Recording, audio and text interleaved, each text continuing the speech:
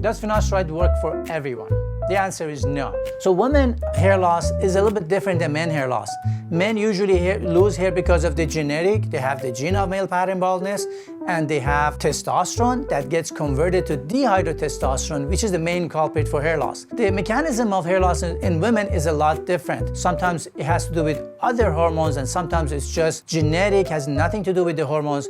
So in women, usually finasteride doesn't work, except for some exceptions that you're having the gene of male pattern hair loss, just like any male siblings, and you may, for any reason, have elevated testosterone that puts you prone to male pattern hair loss, but still you cannot jump and start doing finasteride until it's evaluated microscopically and is prescribed by a physician. You have to be evaluated by a hair restoration expert. You have to get microscopic evaluation of the scalp to see what is the level of your active hair loss.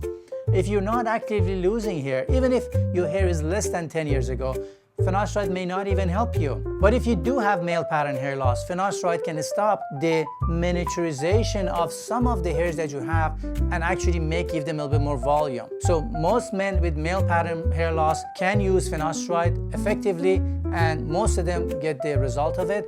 Women usually cannot use finasteride and should not use finasteride, especially if they are pregnant or in fertility age. Certain type of women with elevated testosterone that are losing hair in a pattern hair loss might be eligible for finasteride, but that should be evaluated by a physician and prescribed by a physician.